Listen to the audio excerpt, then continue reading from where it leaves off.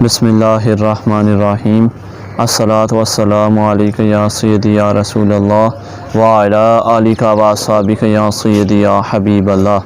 اللہم انزل المقعد المقرب عندک یوم القیامہ۔ آج کا ہمارا ٹاپک مسجد کے آداب ہیں۔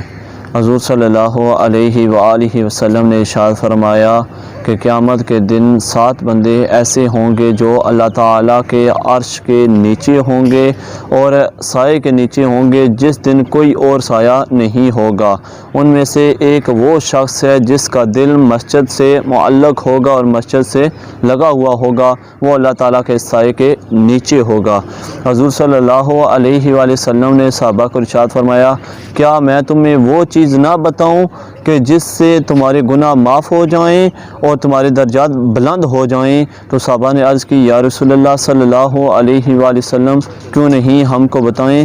تو آپ صلی اللہ علیہ وآلہ وسلم نے ارشاد فرمایا کہ جب تم مسجد میں آؤ تو پیدل آؤ، اور جب تم تکلیف میں ہو تو وضو کرو، اور ایک نماز کے بعد دوسری نماز کا انتظار کرو، اس سے اللہ تعالیٰ تمہارے گناہ معاف کر دے گا اور تمہارے درجات بلند کر دے گا۔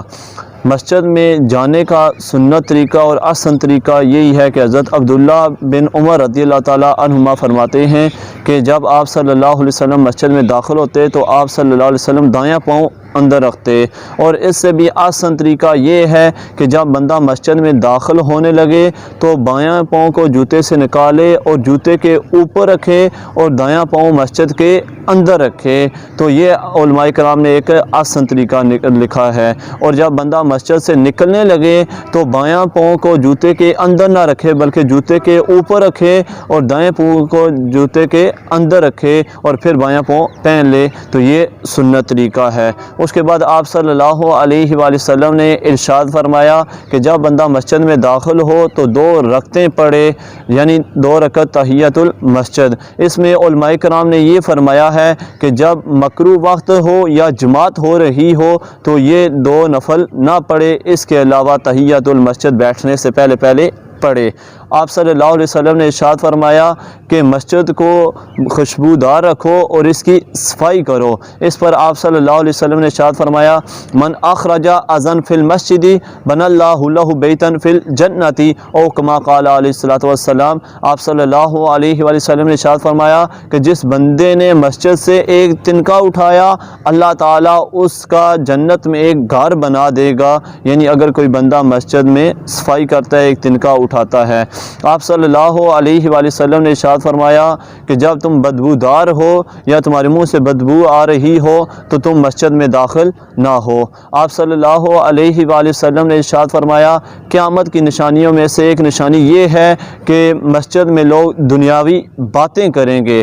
اس کے ساتھ ہی آپ صلی اللہ علیہ وسلم نے ارشاد فرمایا کہ قیامت کی نشانیوں میں سے ایک نشانی یہ ہے کہ مسجد کو گزرگاہ بنا لیں گے اور اس میں 2 رکعت بھی ادا نہیں کریں گے۔ علماء کرام یہ فرماتے ہیں کہ جب بندہ مسجد میں داخل ہو تو اگر کوئی چیز پڑی ہوئی ہے تو اس کو اٹھا لے، اور حضرت عائشہ صدیقہ رضی اللہ تعالیٰ عنہا فرماتی ہیں کہ آپ صلی اللہ علیہ وآلہ وسلم کا یہ معمول رہا تھا کہ جب آپ صلی اللہ علیہ وسلم مسجد میں داخل ہوتے تو اعتکاف کی نیت کر لیتے۔ اس کو کہتے ہیں نفلی اعتکاف، یعنی نویت سنت الاعتکاف بندہ پڑھ لے جیسے ہی مسجد میں داخل ہو۔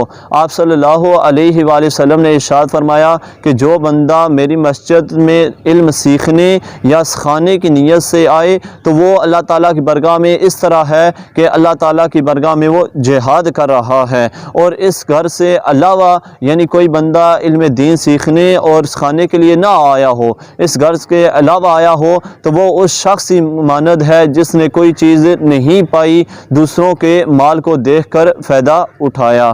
اللہ تعالیٰ کی بارگاہ میں دعا ہے کہ اللہ تعالیٰ ہم کو سنتوں پر عمل کرنے کی توفیق عطا فرمائے۔